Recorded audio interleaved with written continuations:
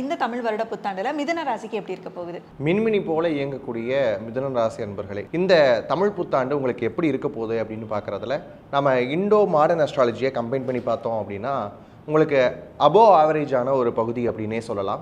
June வரைக்குமான காலகட்டம், அந்த 2 மாதம் இருக்குது இல்லையா, அதில் ஒரு விதமான பலன் இருக்குது.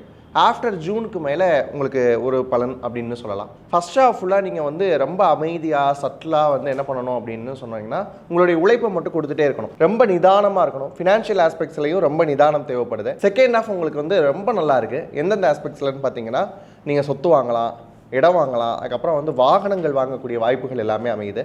இதில் நீங்கள் ரொம்ப கேர்ஃபுல்லாக இருக்க வேண்டிய விஷயம் எது அப்படின்னு பார்த்தீங்கன்னா, உங்களுக்கு 8th பிளேஸில் இருக்கக்கூடிய ப்ளூட்டோனால் சில ஹெல்த் இஷ்யூஸ் வரதுக்கான வாய்ப்புகள் அதிகமாக இருக்குது. அதுவும் என்ன மாதிரியான பிரச்சனைகள் அதிகமாக வரும் அப்படின்னு கேட்டிங்கன்னா, வயிறு சம்பந்தப்பட்ட பிரச்சனைகள் ரொம்ப அதிகமாக வரதுக்கான வாய்ப்பு இருக்குது. அது மட்டும் இல்லாமல் பிறப்புறுப்பு சார்ந்த பிரச்சனைகள் வருவதற்கான வாய்ப்புகள் அதிகமாக தென்படுது.